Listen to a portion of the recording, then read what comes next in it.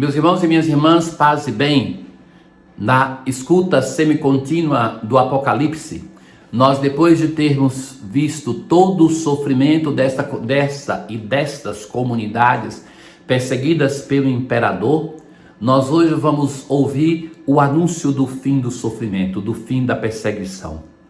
Na antífona de entrada da liturgia de hoje, o Senhor fala de paz a seu povo e a seus amigos e a todos os que se voltam para Ele.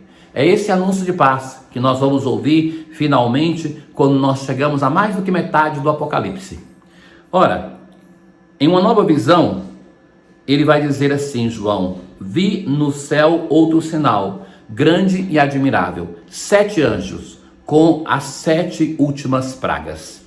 Com elas o furor de Deus ia se consumar. Vi também como que um mar de vidro misturado com fogo. Neste mar se refletiam aqueles que saíram vitoriosos do confronto com a besta, com a imagem dela e com o número do nome da besta. Veja, esse número do nome da besta, o famoso número 666. Busquemos entender de que se trata isso.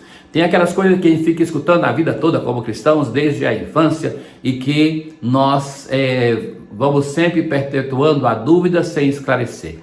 A situação é a seguinte: em língua hebraica, o alfabeto corresponde a um número.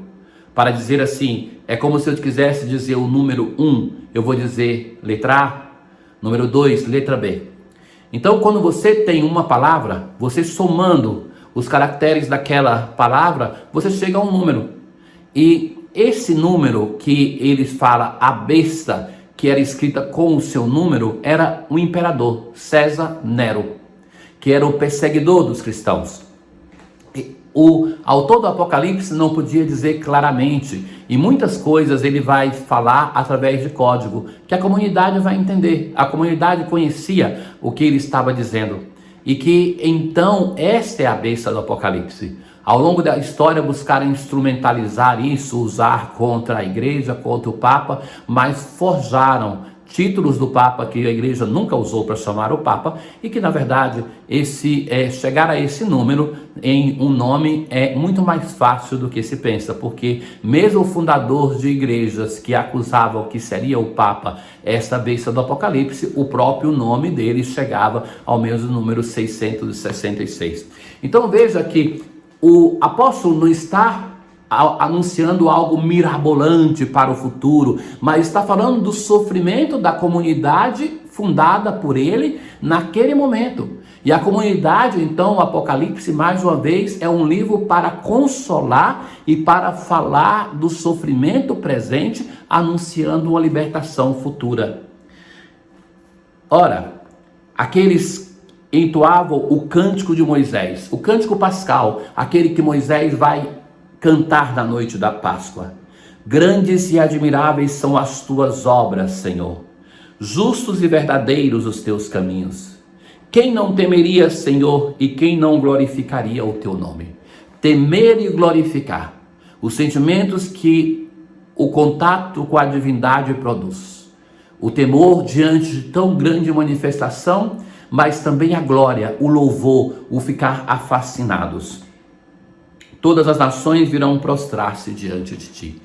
Na verdade, as nações são reconhecidas como povo, as nações estrangeiras pelo Apocalipse, porque todas fazem parte de um só povo, aonde não tem mais os hebreus de um lado, os estrangeiros do outro, mas todos são reunidos em torno do único Senhor, o Senhor Jesus. No Salmo responsorial de hoje, nós primeiro rezamos com o refrão que sintetiza bem o espírito desse salmo.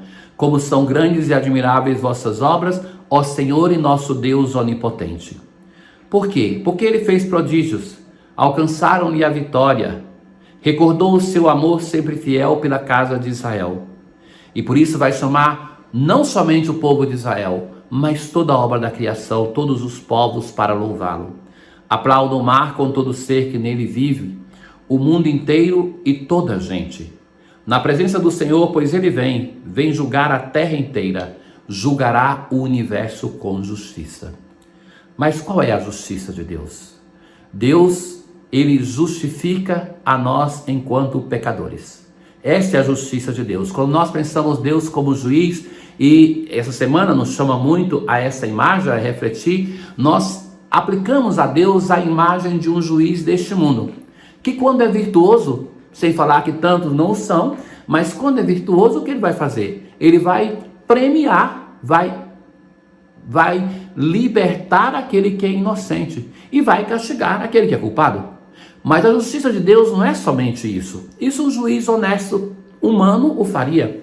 Mas a justiça de Deus, ela justifica o pecador, no sentido que nos salva quando nós ainda estamos no pecado. Dificilmente, vai dizer o apóstolo, alguém vai dar a vida por um justo, mas Deus deu a vida por nós quando nós éramos ainda pecadores. Então, a salvação, primeiramente, é um gesto de Deus. É Ele que vem ao nosso encontro e, da nossa parte, nós respondemos a este Deus. Cantai ao Senhor Deus um canto novo, porque Ele fez prodígios. Alcançaram-lhe a justiça, e por isso, então, nós concluímos, julgará o universo com justiça.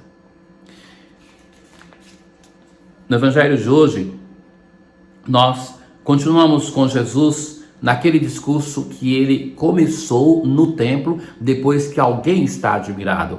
É a continuação do evangelho de ontem, mas o evangelho que, como eu dizia ontem, que nós já ouvimos no penúltimo domingo deste ano. Antes que essas coisas aconteçam, sereis presos e perseguidos. O discurso de Jesus passa de um tema geral do templo e da cidade de Jerusalém para falar para a comunidade cristã. Sereis presos e perseguidos, sereis entregues às sinagogas, sereis levados diante de reis e governadores por causa do meu nome. Lucas, nesse momento, está falando da situação da sua comunidade, perseguida não somente pelo povo de Israel, mas que são perseguidos pelos poderes civis, que são levados aos tribunais. Por causa de quem? Por causa do nome de Jesus. Na última bem-aventurança que nós ouvimos na solenidade de Todos os Santos, se fala assim: bem-aventurados quando vos perseguirem e caluniarem e mentindo, disserem todas sortes de coisas sobre vós por causa de mim. Essa perseguição que estão sofrendo os cristãos é por causa do nome de Jesus, por causa da pessoa de Jesus. Todos nós temos os nossos sofrimentos, mas devemos nos perguntar qual o motivo desse nosso sofrimento. Por vezes nós somos perseguidos por causa dos nossos próprios caprichos. Nós que somos cabeça dura, nós que somos orgulhosos, então nós damos motivo.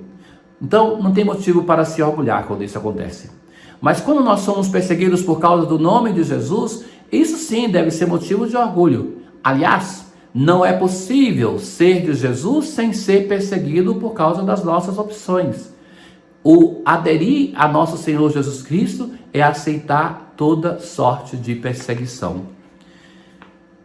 Fazei o firme propósito de não planejar com antecedência as vossas palavras, a vossa defesa. E agora, então, o que vai estar acontecendo naquela comunidade? Sereis entregues até pelos próprios pais, irmãos, parentes e amigos. Eles matarão alguns de vós.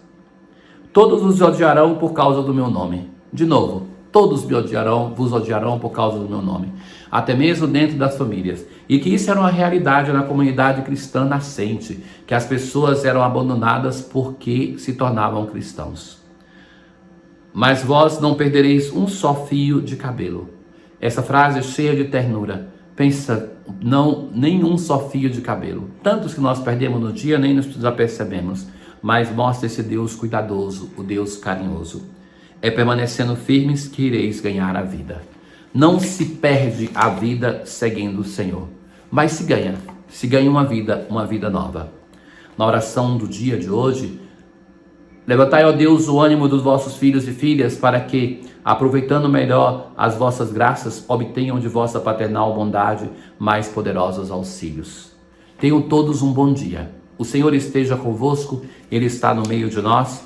Abençoe-vos o Deus Todo-Poderoso, o Pai, o Filho e o Espírito Santo. Paz.